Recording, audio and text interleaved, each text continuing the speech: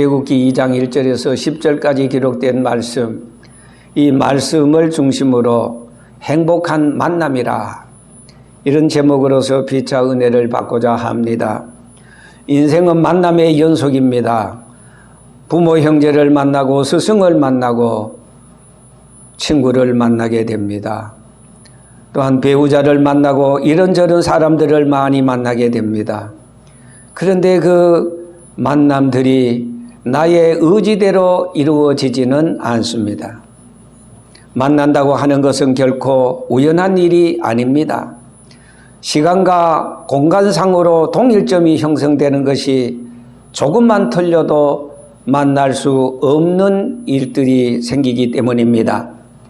몇 초만 늦어도 몇 발자국만 빨리 가도 만날 수 없습니다. 어떤 사람은 버스 안에서, 전철 안에서, 옆자리에서 사람을 만나 평생을 반려자로, 친구로 함께 인생을 행복하게 살아가는 사람도 있습니다. 몇 발자국만 늦게 버스를 탔으면은 낭패를 당하지 않는 그런 일도 있습니다.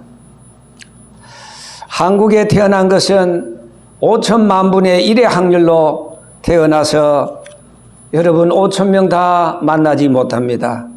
불과 한정된 사람을 만나게 됩니다. 세계적으로는 지금 76억 분의 1의 확률로 우리는 태어나서 강활한 우주 속에, 그리고 5대양 6대주 8만리 지구 위에, 하필이면은 저와 여러분들은 사계절이 뚜렷한 군수강산 대한민국에 태어났습니다. 얼마나 하나님 앞에 감사한 일인지 모릅니다. 여러분, 인생은 혼자는 살아갈 수가 없습니다. 하나님께서는 사람이 독처하는 것이 보시기에 좋지 않았다고 했습니다. 그래서 하나님이 아담을 깊이 잠들게 하시고 아담을 돕는 배필, 이걸 히브리 말로 이시라고 말하는데 이름하여 하와입니다. 아담의 갈빗대를 떼서 하와를 만드셨습니다. 하와가 누굽니까? 혼자 외롭게 살아가는 아담을 돕는 배필이다, 돕는 자이다, 그럽니다. 그래서 우리가 사람을 말할 때는 사람 인자가 서로 이렇게 의지하고 서로 돕는 겁니다. 작대기 하나만 없으면 쓰러지고 넘어집니다. 하나님은 독처하는 아담에게 정말로 하와를 만나게 했습니다. 하나님은 사람을 통해서 언제나 일하십니다. 그래서 성부 하나님은 성자 하나님을 이 세상에 2020년 전에 보내셨어요. 그 보내실 때 하나님이 직접 이 세상에 오셨으면은 하나님은 영이시기 때문에 사람이 몰라봅니다. 그래서 성부 하나님은 육신을 입으시고 사람의 모양으로, 사람의 몸으로 이 세상에 오셔서 그래야 사람을 구원하기 때문에 이걸 우리는 도성인신이라, 인카네이션, 하나님의 이 하육의 교리라 이렇게 말합니다. 요한복음 1장 1절 이하에 태초에 말씀이 계시니라, 이 말씀이 하나님과 함께 계셨으니 이 말씀은 곧 하나님이시라.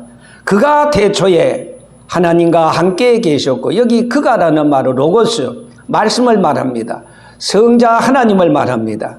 태초에 천지 만물을 창조할 그때 벌써 하나님과 함께 계셨고, 성부 하나님과 함께 계셨고, 온 만물이 그로 말미암아, 성자 하나님으로 말미암아 지은 바 되었으니 지은 것이 하나도 성자 하나님이 없이는 된 것이 없다 그랬습니다. 그런데 그 안에 생명이 있었으니, 그 말씀 안에 생명이 있었으니, 로고스는 곧 생명이니 이 생명은 사람들의 빛이라 그랬습니다. 빛이 어둠의 빛이 돼 어둠이 깨달지 못했다 그랬습니다. 우리가 예수님은 생명의 빛이다, 하나님께서 보내심을 받은 사람이 났으니 이름은 요한이라 그랬습니다. 제가 증거하려 왔으니, 누구를 증거하러 왔습니까? 바로 빛을 증거하러 왔습니다. 생명을 증거하러 왔습니다. 이름하여 예수 그리스도를 증거하러 왔습니다. 그래서 세례 요한은 사도가 아니고 선지자인 것입니다. 예수님보다 먼저 오셔서 장차 내 뒤에 오실 그 생명, 그 빛을 사람들에게 증거하기 위해서 왔다 그랬습니다. 그 빛에 대하여 증가하고 모든 사람으로 자기를 인하여 믿게 하려 함이라. 세례 요한을 통해서 예수 그리스도를 믿게 하려 함이라. 이 역할과 이 사명이 바로 세례 요한에게 있었던 것입니다. 그는 빛이 아니요, 여기에 그라는 것은 세례 요한을 말합니다. 세례 요한은 빛을 소개하는 일에 지나지 않습니다. 그래서 세례 요한은 그는 빛이 아니요 빛에 대하여 이 빛에 대하여라는 것은 예수 그리스도에 대하여 증거하러 온 자라 그랬습니다. 여러분, 아무리 시력이 좋아도 빛이 없으면은 무효입니다. 아무리 2.0의 시력이 좋아도 빛이 없으면은 어둠 속에서 바로 앞에 있는 사람도 잘 알아볼 수가 없습니다. 그래서 하나님께서는 세례 요한으로 하여금 예수님은 생명의 참빛이라는 사실을 증거하려 하시려 유대 광야에서 예수 그리스도 복음을 증거하게 되었던 것입니다. 사람에게 있어서 만남은 매우 중요합니다. 어떤 사람을 만났느냐에 따라서 인생은 완전히 달라지게 됩니다. 교회도 마찬가지입니다. 요즘처럼 교회라는 강판을 걸고 십자가만 붙여놓고 잘못된 이단 교회들이 얼마나 많습니까? 교회를 빙자한, 구원을 빙자한 이단들의 포고에 사람들이 말려 들어가고 있습니다. 신천지 같은 이만희 교주를 만나서 영원한 지옥으로 떨어지는 경우가 얼마나 많습니까? 전국에 신천지만 해도 12지파가 있다고 그랬는데 도합 한 지파에 10,000명을 잡으면 24만 명이 된다고 합니다.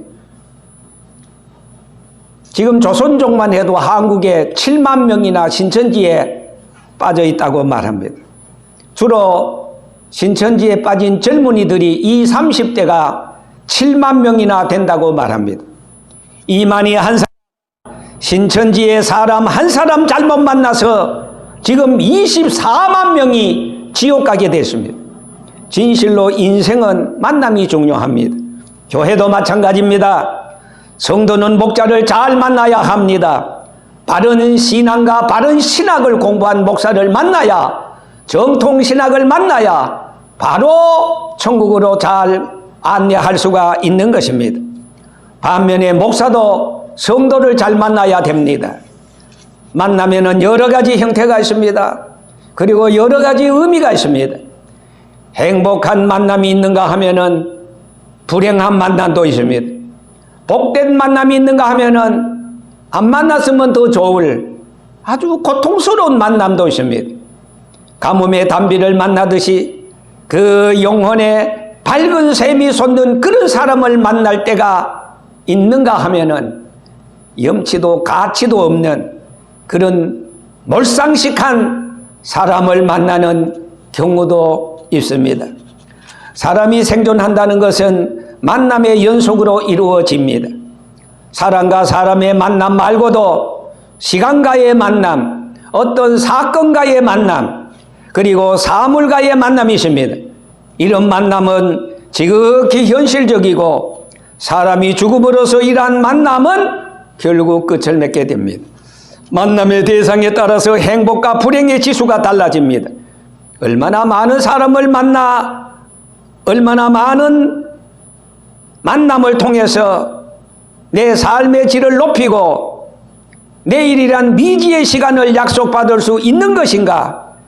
이것이 인간 세상의 행복을 좌우하는 삶이 됩니다. 똑같은 시간인데 여러분 30분이면 굉장히 짧아 보이지만은 반 시간이라면 왠지 길게만 느껴집니다.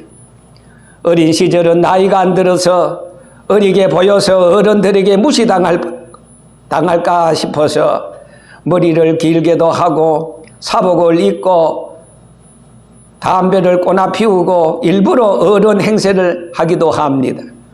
그때는 누구 없이 나이 자랑하고 내가 형이라고 큰 기침을 합니다. 그러나 웬걸 30대 40대만 지나면 벌써부터 나이에 민감해집니다. 숫자에 불과하다고 너스레를 떱니다. 어떤 일에 도전하고 새로운 사업을 시작하려고 설계를 그리다가도 스스로 아이고 내 나이가 몇 살인데 하면서 스스로 포기하는 경우가 많습니다. 시간이 달라서가 아닙니다. 인식의 차이 때문에 그러합니다. 그런 거로 나이와 시간은 언제나 반비례합니다. 나이가 들면 시간은 짧게 느껴집니다. 나이가 어리면은 시간은 길게 느껴집니다. 성경에 보면은 수많은 사람들이 등장합니다. 성경 1189장에 단 한 구절에 등장하는 인물도 구속사에 한 획을 그을 때가 많습니다. 여러분, 지금까지 제가 만남이란 중요성에 대해서 설명을 했습니다. 지금까지도 앞으로도 나의 삶을 현재와 미래를 책임질 수 있는 분은 하나님의 아들 예수 그리스도, 오직 예수님 밖에는 아무도 없는 줄 믿습니다. 예수님만 만나면 인생의 짧은 만남은 다 해결되어집니다. 그리고 영원한 세계의 만남은 절로 이루어집니다. 그러면은 예수님을 만나는 방법과 수단이 있는가? 있습니다. 무엇입니까? 오직 믿음인 것입니다. 이 믿음은 어떻게 생기는가? 로마서 10장 9절에 보니까 내가 만일 내 입으로 예수를 주로 시인하면 또 하나님께서 그를 죽은 자 가운데서 살린 것을 내 마음에 믿으면 구원을 얻으리니 사람이 마음으로 믿어 의에 이르고 입으로 시인하여 구원에 이른다고 하였습니다. 성경에 이르되 누구든지 저를 믿는 자는 부끄러움을 당하지 아니하리라 하니 13절에 누구든지 주의 이름을 부르는 자는 구원을 얻으리라. 17절에 그러므로 믿음은 들음에서 나고 들음은 하나님의 말씀으로 말미암는다고 하였습니다. 예수님과의 만남은 선택이 아니고 여러분 필수인 것입니다. 반드시 만나야 현세의 나의 문제가 해결되어지고 미래의 영원한 삶을 보장받을 수 있게 되는 줄 믿습니다. 그런데도 아직 수많은 사람들은 예수 그리스도와의 만남을 뒷전으로 돌리고 있습니다. 안 만나도 될 것에 목숨을 걸다가 아차 하면서 후회와 실패로 생을 마감하는 불쌍한 사람들이 우리 주변에는 얼마나 많습니다. 오늘 이제 본문의 모세는 아브라함의 자손입니다. 소위 히브리인입니다. 나일강 갈대밭 속에서 울려 퍼졌던 아기 모세의 울음소리가 이스라엘 백성들의 430년의 원한과 고통의 울음소리를 멈추게 했습니다. 모세의 인생일기 120년에 40년씩 100상기로 나눌 수 있습니다. 모세가 태어났던 히브리 민족의 고센 땅의 삶은 학정과 고통의 나날들이었습니다. 이스라엘의 번성 때문입니다. 바로가 위협을 느꼈기 때문입니다.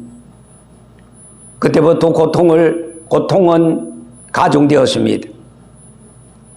이스라엘 백성들에게 혹독한 노역이 시작되었습니다. 국고성을 쌓으라, 다리를 놓으라, 벽돌을 쌓으라. 제가 그 에집트에 가봤는데 그 피라미드, 세계 그 불가사의 한 7대 불가사의 중에서 지금은 뭐 이 기중기로 이렇게 큰 기계도 다 올릴 수 있어요.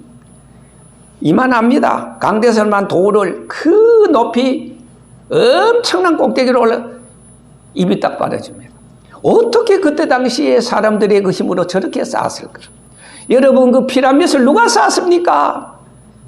애굽에 30년 동안 고생하고 그 했던 이스라엘 민족이 아닙니까? 이스라엘 백성들이 그렇게 학대를 받았습니다. 그런데 히브리 여인 요게벳이 모세를 낳은 지 석 달 동안 숨겨 키우다가 그만 목소리가 점점 더 커져서 더 이상 키울 수가 없었어요. 만약에 그 울음소리가 밖으로 나가서 들키는 날이면은 온 모세의 가족이 전부 다 몰살하게 됩니다. 그래서 그 모세의 어머니 요게벳은 하나님으로부터 지혜를 받아서 나일강 변에 흔한 갈대를 잘라서 엮어서 상자를 만들고 안으로 역척을 칠해서 그리고 포대기를 깔고 거기에다가 모세를 눕혀서 그래서 날강에 던졌습니다. 여러분, 하나님은 여기서부터 하나님께서는 이스라엘 백성을 위해서 만남으로 역사를 시작합니다. 바로의 딸 공주가 시녀들을 대동하고 나일 강변에 나왔습니다. 그런데 하나님께서는 기온을 상승시켰습니다. 날씨가 매우 더웠습니다. 여러분, 날씨가 더우면 자연적 강바람이 생각이 나고 시원한 물이 생각나지 않습니까? 하나님은 구속사의 배후에서 지금 모세도 모르게, 모세의 어머니 요게벳도 모르게 하나님은 은밀하게 섭리합니다. 그런데 만약에 모세를 지금 갈상자에 넣어서 나일강변에 흐르는 물에 던졌는데 그 길로 그냥 아이고 모르겠다 싶어서 그 미리암과 더불어서 집으로 왔으면은 그걸로 끝납니다. 그런데 하나님께서는 거기에 모세의 어머니 요게벳과 그 누이 그 미리암으로 하여금 발걸음을 옮기지 못하도록 사랑하는 그 아들 모세에게, 동생 모세에게 아주 그 애정, 그 뜨거운 모정을 불러일으켰어요. 차마 발걸음이 옮기지 않아. 그래서 옆으로 보니까 큰 나무가 있는데 그 나무 뒤에 이렇게 숨어서 어떻게 되는가 보죠. 나일강변에는 물새들이 끼럭끼럭 하면서 왔다 갔다 합니다. 그런데 웬일입니까? 모세, 그 바로왕의 딸 공주가 시녀들을 대동하고 목욕하러 바로 그 나일강변으로 오지 않았습니까? 그때 하나님께서는 2단계 그 모세로 하여금 아이고 시원해 하면서 있었으면 그걸로 끝나버립니다. 그런데 하나님께서는 모세의 그 연한 갓난아이 살이니까 허벅지에다가 그 갈대 속에 잠자던 집게벌리를 통해 가지고 그 모세의 허벅지를 그냥 깨물었어요. 그러니까 모세가 그냥 내 죽는다고 난리를 칩니다. 그 소리가 바람결을 타고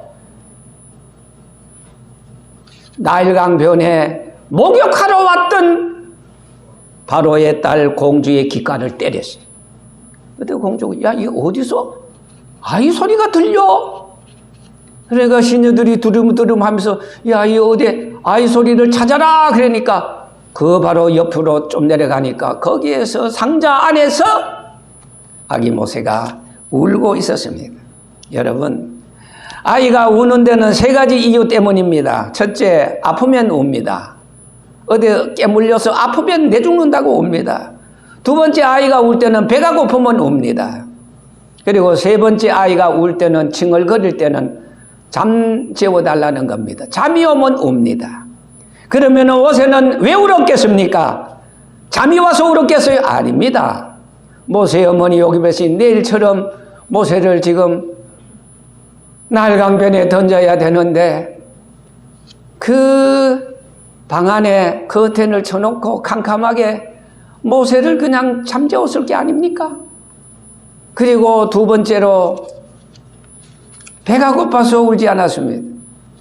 아니 모세의 어머니 요게벳이 모세를 지금 내일같이 지금 나일강변에 던져야 되는데 그 어머니의 젖을 아꼈다가 어디서 먹겠습니까? 가장 젖꼬지를 모세 입에다가 갖다 대면서 먹어라 어서 먹어라. 우리 부모들이 보통 자식들이 군대 갔다 오면은 갈 때 그냥 어디든 간에 많이 먹으라고 옆에서 뭐 떼주고 뭐 이렇게 하듯이 말이에요. 배가 고파서 울지 않았어요. 잠이 와서 울지 않았어요. 제가 말씀드린 집게벌리를 하나님이 잠자는 집게벌리를 그 갈대 그 숲속에 숨어있던 집게벌리를 이용했어요. 그래가지고 모세를 깨물었어요. 그랬더니 모세가 내 죽는다고 아파서 울었어요. 갈대 상자 속에 가만히 숨어 있었던 집게벌레가 연한 모세의 살을 물어뜯었다는 겁니다. 모세는 내 죽는다고 소리를 쳤어요. 이 소리가 목욕하러 날강에 온 공주의 귓가를 때렸어. 공주는 급히 울음소리 나는 곳으로 시녀를 보냈고, 시녀는 갈대 상자 속에서 울고 있는 모세를 건져 공주에게로 가져갔어요. 여러분, 모세라는 이름은 물에서 건졌다 그런 뜻이에요. 모세를 상자 속에 담아 날강에 띄웠던 그 어머니 요게벳과 누이 미리암은 모세의 거동을 멀리서 살피다가 모세를 건져 공주에게로 가는 것을 보고 급하게 뛰어갔습니다. 여보세요, 좋은 유물을 제가 소개해 주겠습니다. 그러니까 공주가 아유 너무나 좋아서 그럴 수 있느냐고, 그렇다면 내가 유모비까지 주겠다고. 여러분, 기다리는 것도 일하는 겁니다. 아까 말씀드렸듯이 모세의 어머니와 그 누이 미리암이 그냥 집으로 갔으면 그 광경을 그냥 다 잊혀지고 말지 않습니까? 모세가 앞으로 어떻게 되었는지 공주의 집을 모르지 않습니까? 고기에 밥이 되었는지 모르지 않습니까? 그런데 하나님께서는 요게벳과 미리암으로 하여금 기다리게 만들었어요. 몇 시간 전에 버렸던 그 모세가 다시 요게벳의 품에 안기게 될 줄 누가 알았습니까? 꿈 같은 기적이 일어났습니다. 하나님은 계속해서 작업을 시작했기 때문입니다. 미물의 곤충 한 마리가 하나님의 구속사에 쓰여진 것입니다. 필요 없는 사람은 여러분 한 사람도 없습니다. 하나님은 집게벌레 한 마리를 잠자는 모세 옆에 대기시켜 놓았습니다. 결정적 시간을 기다렸습니다. 결정적 시간을 위해 하나님은 기온을 상승시켰습니다. 공주를 물가로 내보냈습니다. 바로 그때 집게벌레로 하여금 하나님께서는 모세를 다시 생각해 보세요. 그 바로왕의 딸 공주 그 왕궁으로 끌어들이는데 하나님은 다 섭리하셨다 이 말입니다. 우연이 아닙니다. 여러분, 직분은 하나님이 내게 주시는 일은 천국의 상급과 칭찬과 면류관의 유명한 브레인된 아주 그 유명한 브레인인데도 불구하고 오늘 사람들은 먼저 스스로 포기부터 합니다. 그래서 허송세월을 보내는 경우가 많습니다. 하나님은 나의 실패까지도 역전의 도구로 사용하실 때가 많습니다.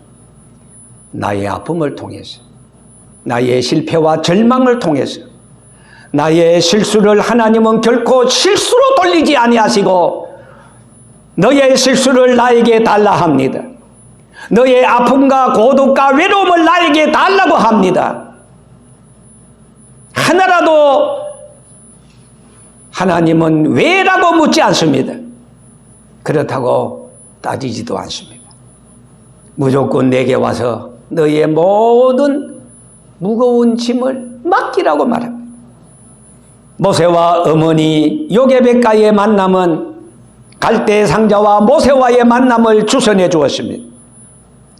갈대 상자와 모세의 만남은 집게벌레와 모세를 만나게 했습니다. 집게벌레 한 마리와 모세의 만남은 바로의 딸 공주와의 만남을 불러왔습니다. 이는 힘없고 빽없고 돈 없고 가문 없는 인간 모세로서는 1000번 만번 죽어도 바로 왕의 그 궁전에 들어갈 수 없습니다. 그런데 하나님은 모세로 하여금 그 왕궁에 들어가게 만들었습니다. 만인이 부러워하고 우러러보는 바로의 딸 공주의 아들로 거기에서 젊은 시절 40년을 애굽의 최고의 학부 엘리트 코스를 걷게 만들었습니다. 하나님이 준비시켜 주신 것입니다. 이러한 만남이 후일 430년의 이스라엘 백성의 너의 생활에 종지부를 찍고 200만을 이끌고 하나님이 약속해 주신 지시해 준 땅 가나안을 향해 올라가게 되었던 것입니다. 여러분, 하나님은 무슨 일을 하실 때 또렷하게 설명하지 않을 때가 있습니다. 그래서 우리가 답답합니다. 그러나 지나서 보면은 그때 하나님은 바로 오늘 이 일 때문이라고 늦지만은 그때 우리가 깨닫게 될 때가 많습니다. 하나님은 그때 이렇게 오늘날 나에게 하시려고 복을 주시려고 이렇게 하셨구나 하면서 비로소 감사와 고백을 할 때가 있습니다. 행복한 만남, 모세의 만남, 이 만남이 하나님의 큰 역사를 이루었습니다. 하나님이 모세와 바로왕의 딸 공주의 만남을 통해서 이스라엘 백성을 구원할 뿐만 아니라 아브라함의 약속을 이루어 주시고 급기야 광야 40년을 거쳐서 후계자 여호수아를 통해서 가나안을 정복하고 12지파별로 땅을 분배받게 되었습니다. 우연이란 없습니다. 오늘 우리는 하나님과 나와의 이 만남, 예수 그리스도의 뜨거운 이 열정적인 사랑의 만남을 통해서 이제 우리는 하나님의 백성이 되고 자녀가 되었습니다. 나와 누구와의 만남을 통해서 제2, 제3의 이런 놀라운 기적 같은 역사가 일어나기를 나도 모르는 사이에 하나님이 은밀하게 섭리하시는데 내가 모를 다름입니다. 알 수 있는 방법 하나가 있습니다. 자다가 일어나야 됩니다. 영적으로 깨어 일어나야 됩니다. 이제 하나님께서는 오늘 우리들을 통해서 예수 그리스도와의 만남을 통해서 금세 행복과 내세 영원한 천국의 행복을 소유할 수 있도록 하나님이 저와 여러분들을 통해서 보내시는 대상이 누굽니까? 뭐하라고? 전도입니다. 제가 오늘 아침에 유튜브로 옛날 그 신성종 그 중경교회 당회장도 하시고 그분이 지금 인도에 가서 힘들게 선교를 하고 있습니다. 그는 하나님 앞에 한상 중에 천국과 지옥을 보고 왔습니다. 세상에서 천국에 가보니 주기철 손양문 목사님 주님을 위해서 개척교회를 하면서 힘들었지만은 열심히 충성한 그런 사람들이 영광과 대접을 받고 하나님께서는 큰 대형교회보다가도 그야말로 많은 사람들에게 전도하는 그런 사람들, D.L. 무디 같은 사람들, 이런 전도하는 사람들에게 엄청난 그야말로 하늘의 위로와 상급과 면류관을 준비했다는 그 얘기를 제가 오늘 유튜브를 통해서 아침에 들었습니다. 여러분, 오늘 우리는 누구와의 만남을 통해서 그 영혼이 변화를 받고 새로워지고 그가 또 다른 사람에게 전도하고 수많은 사람들에게 전도되어져서 영광 존귀 주님 받으시고 하나님의 나라에서 큰 상급 면류관 받을 수 있는 복된 강북로교회 성도 여러분들 되시기를 주의 이름으로 축원합니다. 아멘.